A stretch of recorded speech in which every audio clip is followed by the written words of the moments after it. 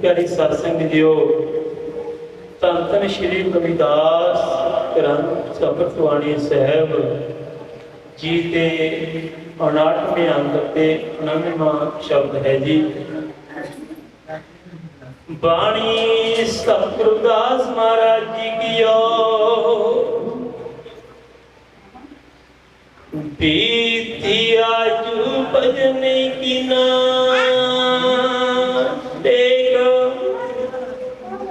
शीत पियो तन थर थर कांपे,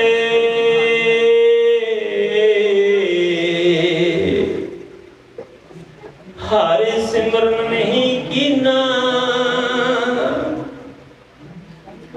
सत संगत नहीं गुरु पद स्यों,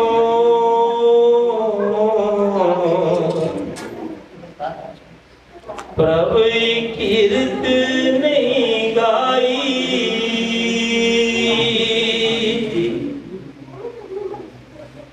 नहीं मन रम्यो प्रभु चरण में,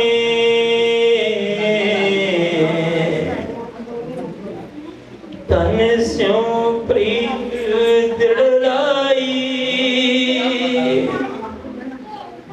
कह रविदास चलन की बरिया,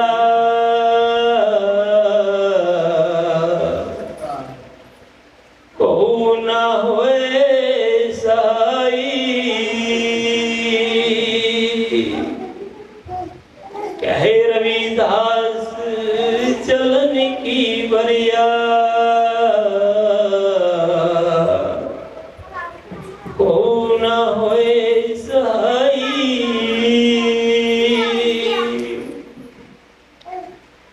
गुरु प्यारी सत्संग जीओ, धन धन श्री गुरुदास महाराज जी इस पावन हुक्मनामे पावन शब्द विच जगत गुरुदास महाराज जी जीवा नूं पावन उपदेश दिंदे हन कि जीव की उम्र परमात्मा दे नाम सिमरन तो बिना बतीत होती जा रही है, अति बुढ़ापा अपना शरीर कंबण लग जाता है। अंत समय जीव का प्रभु तो बिना कोई सहाय नहीं होता। इसलिए गुरु के उपदेश से चल के प्रभु नाल सच्ची प्रीत करके जीव को अपना जीवन सफल करना चाहिए है। गुरु प्यारे सत्संग जी बच्चे ध्यान दो, क्योंकि जो हुक्म है बहुत महत्वपूर्ण है। पहले अंक तो लेके आखिरी अंक तक धन धन श्री गुरुदास महाराज जी जो जाप संपूर्ण हुए, फिर उसका निचोड़ परमपिता परमेश्वर सानू की दसदे कि अगर तुहाडे कोल सारा जाप कंठ नहीं हुंदा, कम से कम असीं एक शब्द ही सरवण कर लीए तां कि सानू अपने जीवन का पता लग सके। सतगुरुदास महाराज जी आज के हुक्मनामे विच पहली पंक्ति विच की बयान करते हैं, बीती आजू भजन की ना टेक। हे जीव, अनमोल जन्म की तेरी उम्र बतीत होती जा रही है, पर तू उस परमात्मा का स्मरण नहीं किया। गुरु प्यारी साध संगत जीओ, ये जो साडा जीवन है, जो साडा शरीर है, ये बहुत अनमोल है। धन सतगुरुदास महाराज फरमाते हैं, हे प्राणी, तेरी उम्र बीती जा रही है, पर तू सिमरन नहीं किया। शीत पियो तन थरी थरी कांपे,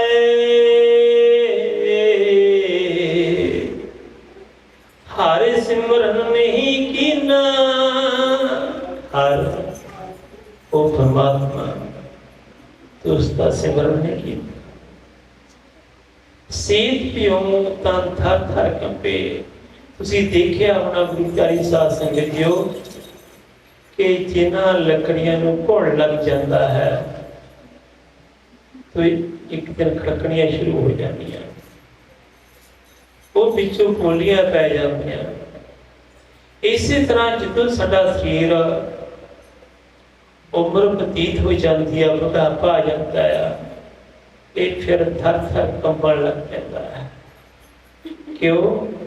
क्योंकि जो साडा मांस है वो हड्डियां छड्डियां शुरू कर देंदियां, हड्डियां नालों मांस छुटना शुरू हो जाता, तो शरीर कमजोर होने लग पैंदा। इसलिए धन धन सतगुरु दास महाराज जी फरमाते हैं, सेठ जो तन थर थर कंबे, हार सिमरन नहीं किया। जदों बुढ़ापा आ जाता है तो शरीर कंबन लग जाता है, अति उस समय प्रभु का सिमरन नहीं। गुरु प्यारे साध संगत जी, सतगुरु दास महाराज जी साडी उम्र के आखिरी पहर का वर्णन करते समझाते हैं कि प्राणी जदों तेरा आखिरी पैर होना, फिर तेको नाम नहीं दिया जाना। अगली पंक्ति में सतगुरु गुरदास महाराज जी फरमाते हैं, सत संगत नहीं गुरपद स्यो,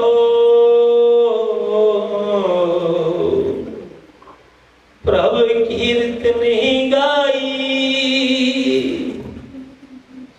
सतगुरुदास महाराज मान करते हैं, गुरु की श्रेष्ठ सिक्ख्या तू सत संगत नहीं की, सच की संगत नहीं की, संगत की सेवा नहीं की, तू सिमरन नहीं किया, प्रभु के नाम की शोभा भी नहीं पाई।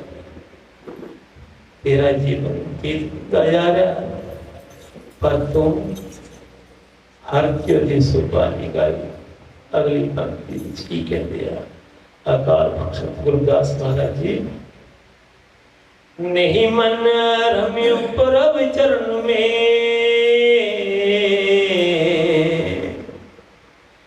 तन स्यों प्रीत दृढ़ाई। प्रभु के चरण कमल नाल मन ने जोड़िया। क्यों? क्योंकि जो प्राणी मनमुख है उसका प्रभु के चरणों किमें प्यार हो सकता है। गुरु प्यारी साध संगत दास दसना जरूरी समझा है कि तुसी बहुत भागा वाले हो जो धन धन श्री गुरुदास महाराज गुरु का आनंद मान रहे हो। इत्थे भी दसना जरूरी बन जाता है कि जिस प्राणी की उस अकाल की दृष्टि है, उस ही प्राणी को सतगुरु दास महाराज जी अपने चरणों में बुलाते हैं।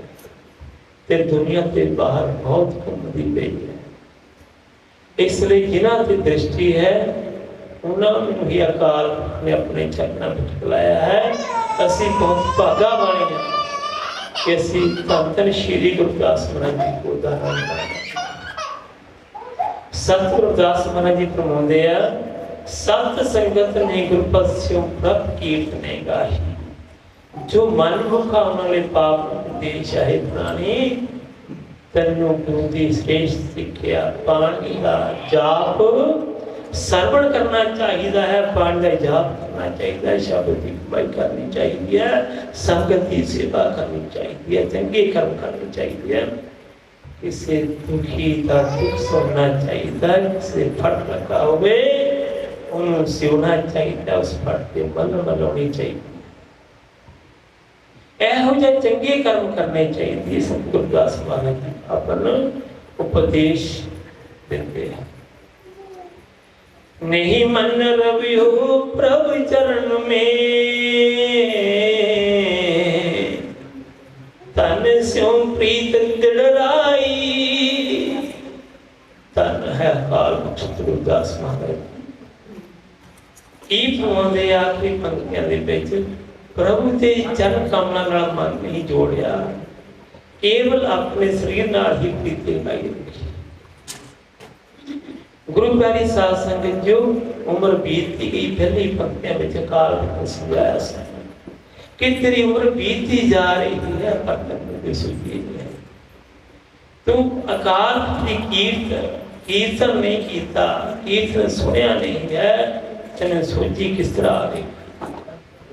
तू प्रभु के चरणों में मन नहीं जोड़िया, ते केवल अपने तन नाल ही प्यार करता रहा, अपने शरीर नूं ही संवारता रहा, अपने तन से सोने सोने कपड़े पाता रहा, पर जिसने शरीर को बख्शिया है उसने ते याद नहीं।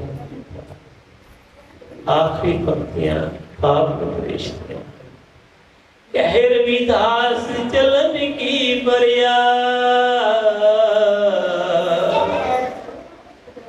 ओ ना होए सहाई। धन सतगुरदास महाराज जी हुण आखिरी पहर, क्योंकि संसार में असीं मेला देखण आए ते हर कोई ने जाना पैना है। जिस तरह साडे भाई साहब भाई विकट जी सब छोड़ा दे के इस दुनिया में चले गए हैं, इसी तरह सानू भी एक एक करके जाना पैना है। गुरु प्यारे साथ जीओ, धन श्री गुरदास महाराज फरमाते हैं, संग चलत है हम भी चलना, धूल गवा सो परवाना। हे प्राणी, साडे संगी साथी सानू छड़ के जा रहे हैं।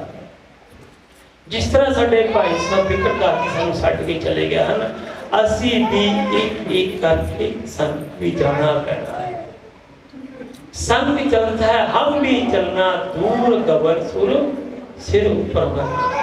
कि प्राणी जिस मौत को दूर समझता है, मौत का तेरे सिर पे खड़ी है। इसलिए गुरु प्यारी सास श्री अमृत वाणी संग है प्रमाण, यह सतगुरु दास महाराज जी सारे प्रमाण देते हैं। क्यों सोया जाके न तै जीवन जग सच कर जाना। ये प्राणी तू अज्ञानता की नींद क्यों सुनता गया है?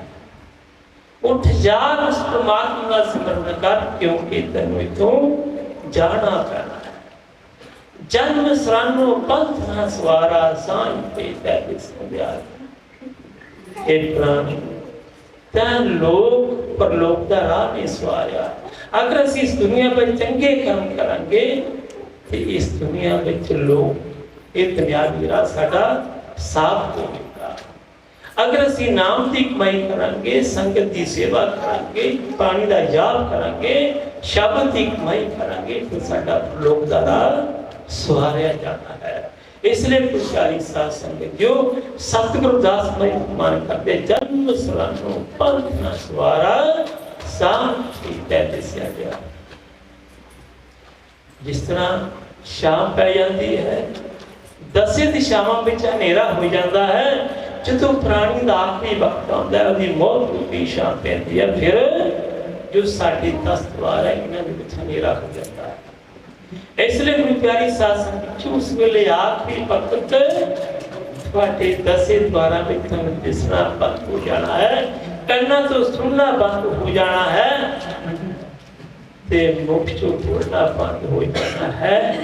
ये 10 द्वारां दे विच हनेरा हो जाना है। फिर असीं नाम की कमाई कितना करांगे, शब्द की कमाई कितना करांगे, संगत की सेवा किस तरह करांगे, फिर असीं कीर्तन किस तरह सुन सकांगे। इसलिए गुरु प्यारी साध संगत सतगुरु दास महाराज जी सानू परलोक का राह सवारन दा पाप उपदेश दिंदे। कह रविदास निदान दीवाने, कीतस नाही दुनिया फंकार। हे भोले कुछ ये निदान छोटी अकल तो क्यों भुलिया बैठा कि जो दुनिया इनके नाशवान हो जाना है, तो ना हो जाना। गुरु प्यारी साध संगत से आप विचार करके देख लो कि साढ़े हर परिवार चो कोई ना कोई साडा जी गया है, उससे बगैर जो प्राणी शरीर लेके आया उसने एक दिन जाना ही जाना है। अगर जाना है तो कुछ लेके जाना, लेके की जाना है, चंगे कर्म लेके जाने हैं।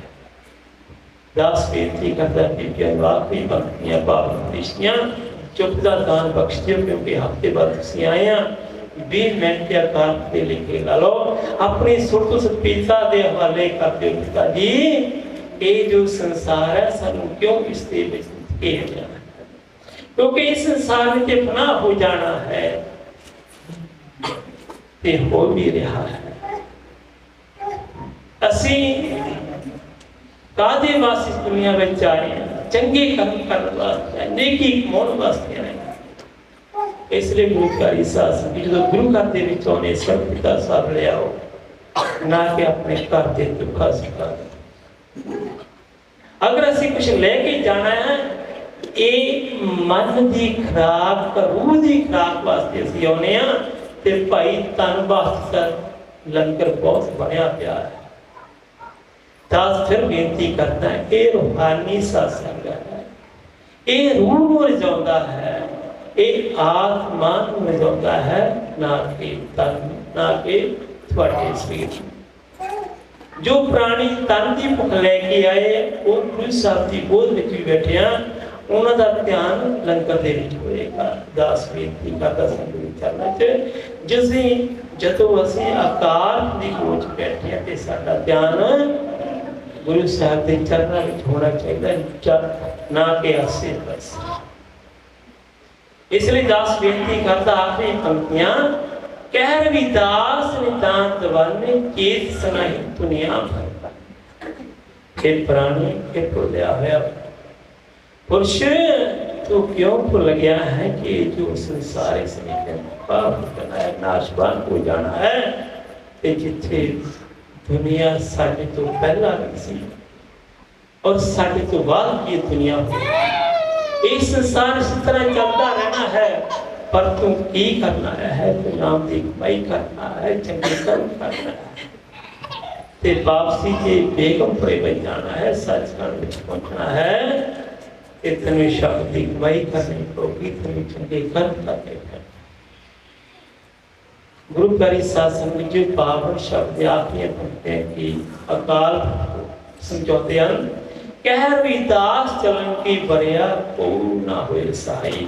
गुरु प्यारी साध संगत जी उच्चे मतलब सार सुई एक करीब ना हुई। सतगुरदास महाराज जी कहते हैं कि उच्चे मंत्र सार एक करीब ना हुई। असी बहुत उच्चे उच्चे मंत्र बनाने ते उन्हां मंदिरां दे विच महलां दे विच रसोई भी बहुत वधिया बनाते हैं कि जो भोजन है वो स्वास्थ्य, पर उन्होंने महलों में सानू रहने का एक क्षण भी मौका नहीं मिलता जदों साडे प्राण साडे श्वास भाई बंद कुटुंब सहेरा भी लागे कार सहेरा। जदों ये प्राणी अपना शरीर त्याग करता है, जो दे सखी संबंधी भरा रिश्तेदार वो भी फिर की आखदे कि जल्दी जल्दी इन्हू जल्दी जल्दी सवेरे सवेरे इहदे संस्कार करते हुए लै जाओ। गुरु प्यारे शास्त्री बेनती करता है, जिन्हियां भी रूहाकार विराजमान हैं कि सानू ये भुलना नहीं चाहिए कि असीं नाम दी कमाई करना है, असीं सिमरन करने वास्ते आए हैं, असीं चंगे कर्म करने वास्ते आए हैं। गुरु प्यारी साध संगत वास्ते बेनती करता है कि नेकी हमेशा ही याद की जाती है। जो माड़े कर्म करके प्राणी जनता मुक्ति उसके लिए धमकी होने लग पैंदी आ कि आप कुछ करता सी उन्होंने कुछ दिन ही याद किया जाता, एक दो दिन बाद तो बाद एक हफ्ता बाद। पर जो तुसी चंगे कर्म करने हैं, नेकी करनी है, शब्द की कमाई करनी है, बेगमपुरे में जाना है, वो रहती दुनिया तक तो याद जाओ। इसलिए गुरुकारी शासन जो सतगुरदास महाराज जी आखिरी पंक्तियां में फरमाया, कह रविदास चरण की बरिया, चरण की बरिया। जब तेरी आखिरी बाणी है और बारी आनी है, तेनों इस दुनिया में तो जान का वक्त आ जाना है। फिर उस बोले ना तेरे परिवार ने सहाय होना है, ना तेरे भरा ने सहाय होना, ना तेरी बहन ने सहाय होना, ना ही तेरा पुत्रा ने सहाय होना है। इसलिए गुरुकारी शासन जो सतगुरदास महाराज मान कर रहा है कि अंत वेले जानते समय प्रभु के नाम को लेना, उस अकाल के नाम को बिना तेरा किसी ने भी सहाय नहीं। इसलिए प्रभु का सिमरन करया करो। गुरुकारी शासन के जो अमृत वेला ना जानते हो समझाते ना जानते हो ते करके तुरते फिरते उस अकाल का जाप करते रहो ਤਾਂ ਕਿ ਤੁਹਾਡੇ जो तुसीं सवास अकाल के नां दे नाल लेने उस प्रभु के नां ते ओह लगते आ। जो असीं अपने कर्म करते हैं वो साडे अपने दुनियावी कर्म लगते हैं। इसलिए गुरु करी साध संगत जो धन सतगुरदास महाराज जी, भाई सो भाई करनाम चंद जी, उनके परिवार सुखदेव जी, शिवदा जी, सरोज बाला जी, जस्सी जी, ये सारे परिवार से मेहर दे हाथ रखन, अपने चरणों में इसी तरह ला के रखन। दास बेनती करता भाई साहब भाई गुरनाम जी नूं समूह परिवार अंतर श्री गुरदास महाराज के अंगीकार हरमाला साहब लगाउण। उस उपरंत भाई साहब भाई भगवान दास जी साडे च विराजमान है, इंडिया तो चल के साडे तक आए सिंध दे विचार सुनने आ। धन हन डॉक्टर अंबेडकर जी, तन है यह योद्धे जो इंडिया में साडे समाज की गल करते आ ते साडे दबे कुचले समाज नूं उपर चुकण लई इंडिया तो चल के साडे तक आए सी, उन्हां दे भी विचार सुनने आ। दास बेनती करदा भाई साहब भाई गुरनाम चंद जी नूं कि वो सतगुरां दे अगे करमाला साहब लगाउण। उस तो उपरंत जसविंदर जी कार्रवाई करनगे। जय गुरु तेग धन गुरु देव जी।